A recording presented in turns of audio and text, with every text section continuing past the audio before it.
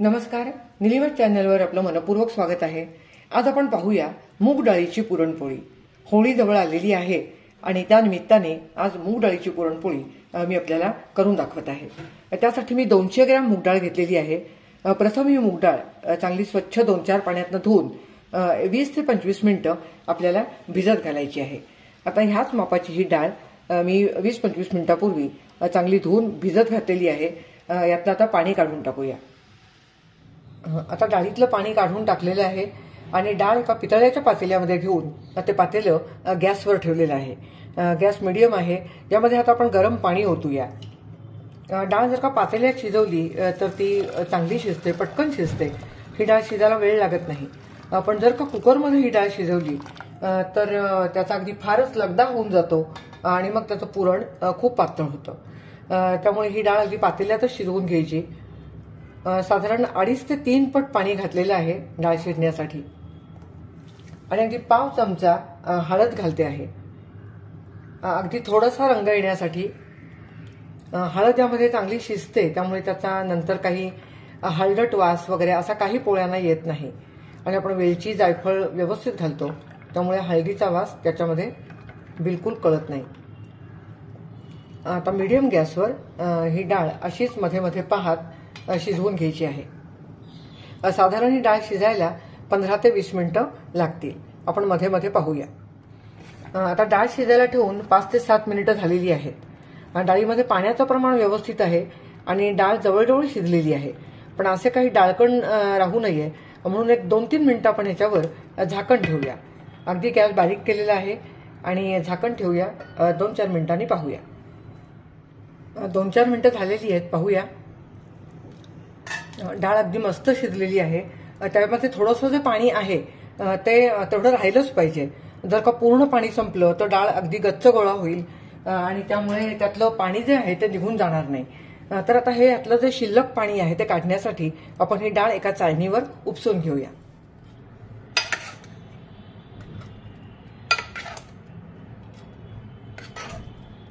ही डाळ अगदी नाजूक असते, पाणी खूप शोषून घेते, त्यामुळे पाण्याचं प्रमाणही अगदी बरोबर झालं पाहिजे। डावीच्या उलट्या टोकाने थोडीशी ही डाळ अशी फिरवत राहायचं, म्हणजे त्यातलं पाणी जे आहे ते सगळं निथळून जाईल आणि 10 मिनिटं ही डाळ अशीच ठेवायची आहे।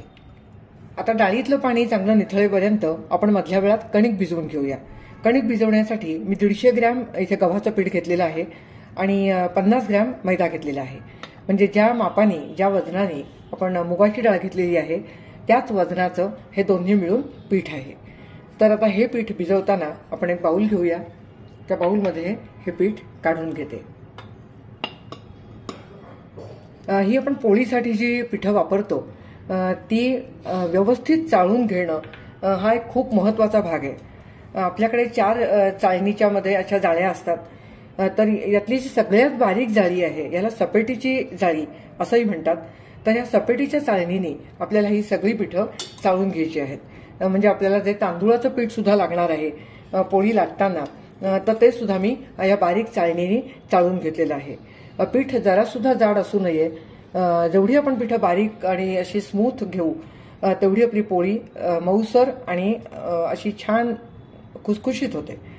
आता ह्या पिठामध्ये आपण थोडंसं मीठ घालूया आणि 1 चमचा 1.5 चमचा तेल, आणि आपण नेहमी जसं पोळीला पीठ भिजवतो त्याचप्रमाणे आपल्याला हे पीठ भिजवून घ्यायचं आहे।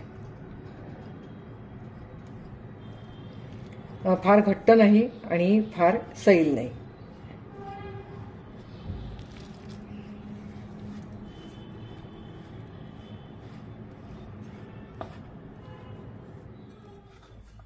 कणिक मळून झाली। आता लगेच ह्याला काही तेल वगैरे लावायचं नाही, अशीच कणिक झाकून ठेवायची आणि 15-20 मिनिटांनंतर तेल आणि पाणी ह्याचा हात लावून चांगली मळून घ्यायची। डाळीतलं पाणी आता पूर्णपणे निथळलेलं आहे। आपण ज्या पातेल्यामध्ये डाळ शिजवून घेतली त्याच पातेल्यात मी आता हे पुरण करून घेते। त्यासाठी ही डाळ मी पातेल्यामध्ये घेते काढून, आणि हा जो स्टॉक आहे म्हणजे खाली हा जो कट राहिलेला आहे त्याची कटाची आमटी पण छान होते, किंवा मुगाचं सूप छान होतं, किंवा असा स्टॉक तुम्ही तुमच्या रोजच्या आमटीमध्ये जरी थोडा थोडा वापरला तरीही चालेल। फ्रीजमध्ये हा 1-2 दिवस चांगला राहतो। तर यामध्ये आता आपण गूळ घालूया आणि हे पुरण गॅसवर करण्यासाठी ठेवूया. हा 200 ग्रॅम गूळ घेतलेला आहे. जेवढी डाळ घेतली होती त्याच प्रमाणात हा गूळ आहे. तुम्हाला जर का थोडीशी पोळी गोडसर हवी असेल तर तुम्ही थोडंसं गुळाचं प्रमाण वाढवू शकता. पण तेवढं प्रमाण मात्र अगदी नक्कीच हवं. हे आता चांगलं कालवून घेते.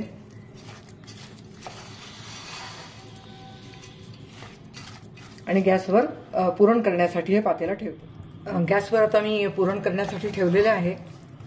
गॅस मिडियम आहे आधी.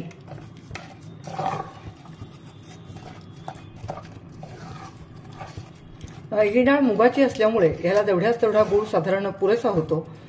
हरभऱ्याच्या डाळीचं पुरण जेव्हा आपण करतो त्यावेळेला मात्र मी 1.25 पट गूळ घेते. आता हे पुरण चांगलं ढवळतच राहायचं आहे, खाली लागून द्यायचं नाही. पुरण होण्यासाठी साधारण 20 ते 25 मिनिटं लागतील. आपण आधीमध्ये पाहत राहूया.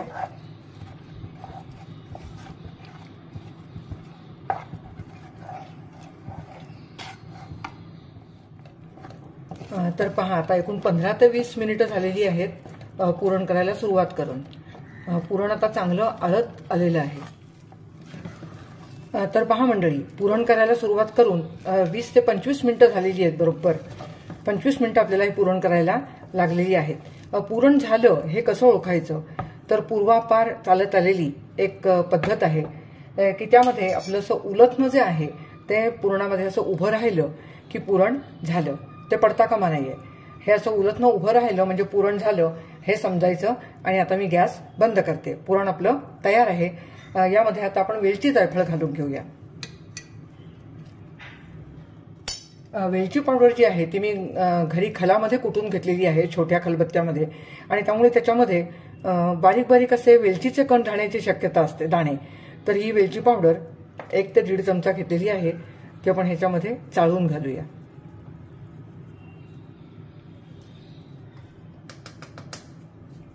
आणि जायफळ किसून घालूया. जायफळाची कधी पावडर घालायची नाही, तयार पावडर घालायची नाही, त्याला स्वाद कमी झालेला असतो त्याचा. आणि म्हणून पुरणामध्ये नेहमी ताजं जायफळच असं किसून घालायचं. साधारणपणे पाव भाग मी जायफळाचा किसला आहे. आता हे सर्व एकत्र नीट करून घेऊया. आणि गरम गरम असतानाच आपल्याला हे पुरण यंत्रावरून काढायचं आहे. पुरण यंत्राला अशी ही बारीक जाळी लावायची. ही पुरणाची जाळी आहे, ही मी लावलेली आहे. आणि आता पुरण काढून घेते.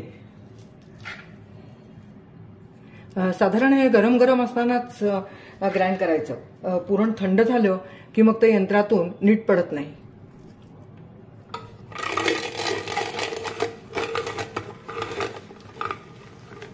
पुरण तयार आहे. ह्याच्यामध्ये साधारण 8 ते 9 पोळ्या होतील. आपण पोळीचा जसा साईज ठेवू त्याप्रमाणे आहे. लहान पोळ्या केल्यात तर 10 ते 12 होऊ शकतात. मोठी पोळी केली तर 8 ते 9 पोळ्या होतील. आता पुरण तयार आहे. कणिक तिंबून घेऊया. प्रथम थोडासा पाण्याचा हात घ्यायचा आणि ही कणिक अशी चांगली तिंबून घ्यायची. नंतर मध्ये मध्ये थोडंसं तेल घ्यायचं. असे आधेमध्ये तेल आणि पाणी याचा हात घेऊन ही कणिक आपल्याला अगदी मऊ अशी तिंबून घ्यायची आहे.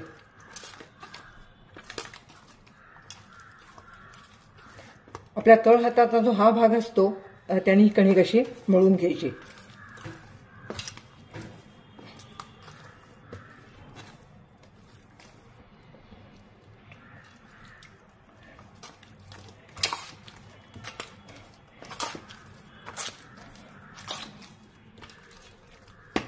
पहा, कणिक आता किती अगदी मऊ मुलायम झालेली आहे आणि परातीलाही खाली चिकटत नाहीये आणि छान मऊसर अशी ही कणिक भिजवली गेलेली आहे.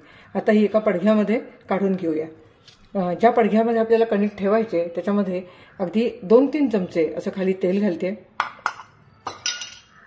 असं ते पूर्ण पडघ्यामध्ये पसरून घ्यायचं आणि मग त्यामध्ये ही भिजवलेली कणिक ठेवायची. म्हणजे मग पडघ्याला कणिक चिकटत नाही.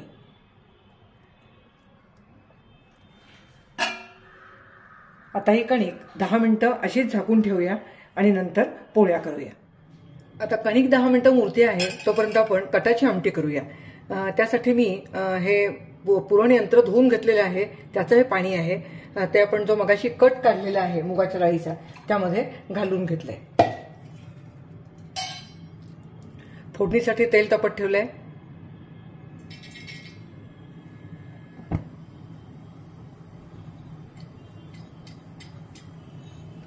मोहरी, जिरं,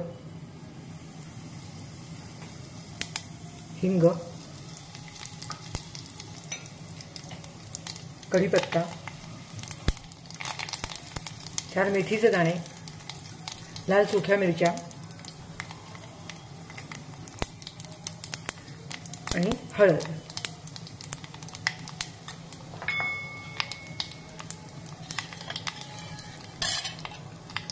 फोडणी झालेली आहे, कट होते.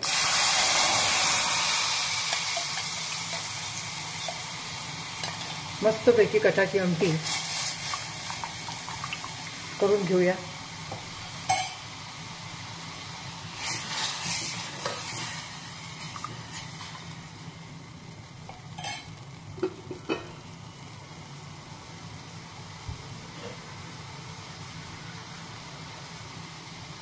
अजून थोडंसं पाणी यामध्ये ओतते.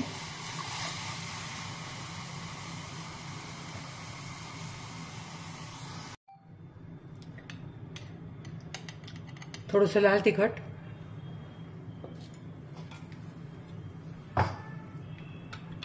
गोडा मसाला,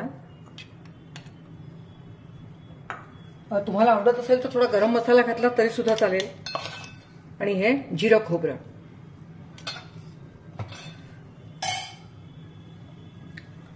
मीठ घालूया, चवीपुरतं मीठ.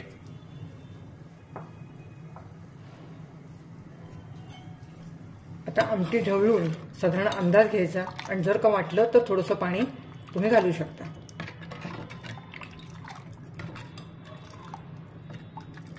यामध्ये मी आणखीन वेगळा गूळ घातला नाहीये, कारण पुरण यंत्रात सगळं जे पाणी होतं ते धुवून यामध्ये घातलेलं आहे, त्यामुळे याला गोडी तेवढी मला पुरेशी आहे. तुम्हाला वाटलं तर थोडासा गूळ तुम्ही घालू शकता. 2 आमसूल टाकते. तुम्ही चिंचेचा खोळ पण घालू शकता, त्याची पण चव छान लागते. आणि थोडीशी कोथिंबीर उकळताना नंतर मग वरून थोडीशी कोथिंबीर घालूया. आणि आता ही आमटी चांगली 5-7 मिनिटं उकळू देऊया. जेवढी ती उकळेल तेवढी ती छान चविष्ट होते.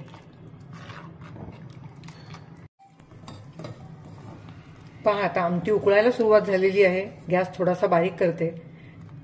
इतका सुंदर असा स्वाद या आमटीचा येतो आहे की तुम्हाला वाटणारही नाही की ही मूग डाळीच्या कटाची आमटी आहे. इतकी आमटी छान होते. तुमच्याकडे जर का शेवग्याच्या शेंगा असतील तर तुम्ही शेवग्याच्या शेंगा या आमटीमध्ये घाला. खूप छान होते ती आमटी. आता 5 मिनिटं ही आमटी उकळलेली आहे. गॅस बंद करूया.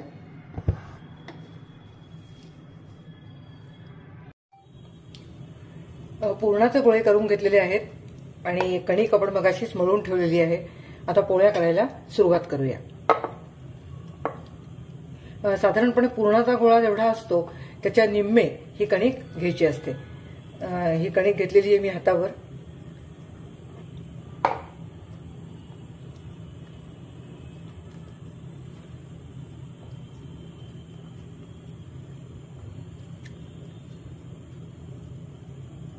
उंडा भरताना अगदी अलगद असा हा उंडा भरायचा असतो. आता हा उंडा बंद करूया चांगला.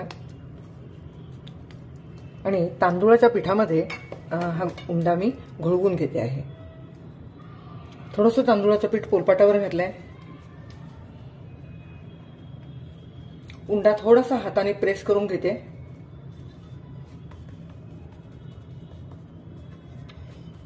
आणि आता पोळी लाटायला सुरुवात करूया.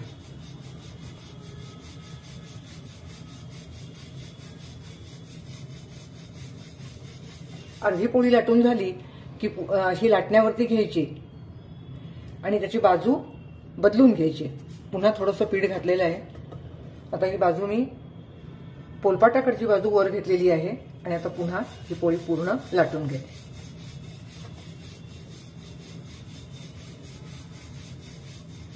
पोळीचा जर का जम चांगला बसला म्हणजे कणिक पुरण हे जे सर्व आहेत ते सर्व एकमेकावरती अवलंबून आहे, यातलं काहीही चुकून चालत नाही. आणि त्यामुळे प्रत्येक जी स्टेप आहे ती अगदी व्यवस्थित फॉलो करायला पाहिजे. पिठं चाळून घेणं हा पण एक महत्वाचा भाग आहे. पीठ जर का जाडसर असेल तर पोळी पोलपाटावर लाटता लाटताच तुटते किंवा तव्यावर उलटताना तुटते. आता ही पोळी लाटून झालेली आहे. याच्यावरचं पीठ आधी थोडंसं इथेच कमी करून घेते. ही पोळी अशी लाटण्यावरती घ्यायची, अशी गुंडाळून घ्यायची लाटण्याला.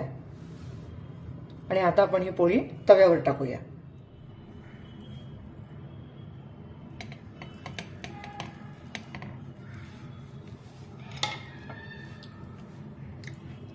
अशी लाटण्यावर पोळी घेतली की तव्यावरती सहज टाकता येते. थोडंसं वरून पीठ काढून घेतलेलं आहे.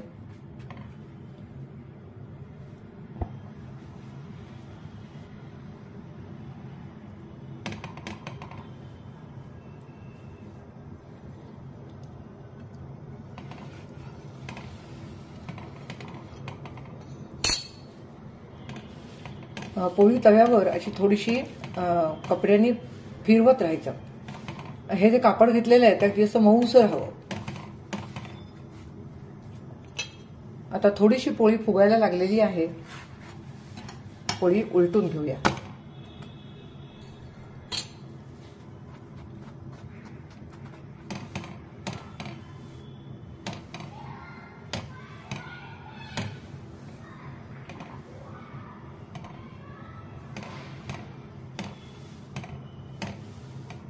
जर का तुम्ही पोळी पाण्यावरती अशी गरम गरम वाढणार असाल तर ह्या गरम पोळीवरच साजूक तूप सोडायचं आणि गरम गरम पोळी पाण्यात वाढायची. पण जर का पोळ्या तुम्ही करून ठेवणार असाल तर मात्र तव्यावर तूप घालू नये. नंतर घड्या करून पोळ्या ठेवायच्या आणि त्यानंतर आपण जेव्हा पाण्यावरती पोळी वाढतो त्यावेळेला तूप पातळ करून पोळीबरोबर द्यायचं. तर पहा, आता पोळी उलटून घेतलेली आहे आणि दोन्ही बाजूनी चांगली खमंग भाजून घेतलेली आहे. आता ही पोळी झालेली आहे. अशाच प्रकारे सर्व पोळ्या करून घेते. तर पहा मंडळी, मूग डाळीची पचायला सोपी आणि रेशमासारखी मऊ अशी ही पुरणपोळी तयार आहे. सोबत ठेवलेलं आहे साजूक तूप, दूध आणि मूग डाळीची कटाची आमटी. अतिशय सुंदर असा स्वाद येतोय आणि लज्जतदार अशी ही आमटी होते. तेव्हा तुम्ही नक्की करून पहा. कृती आवडली असेल तर नक्की लाईक करा, शेअर करा आणि सबस्क्राईब करा. या पोळीबरोबर साजूक तूप हे हवंच. चॅनल प्रथमच पाहत असाल तर नक्की सबस्क्राईब करा. पुन्हा भेटूया एका नवीन रेसिपीसह. धन्यवाद.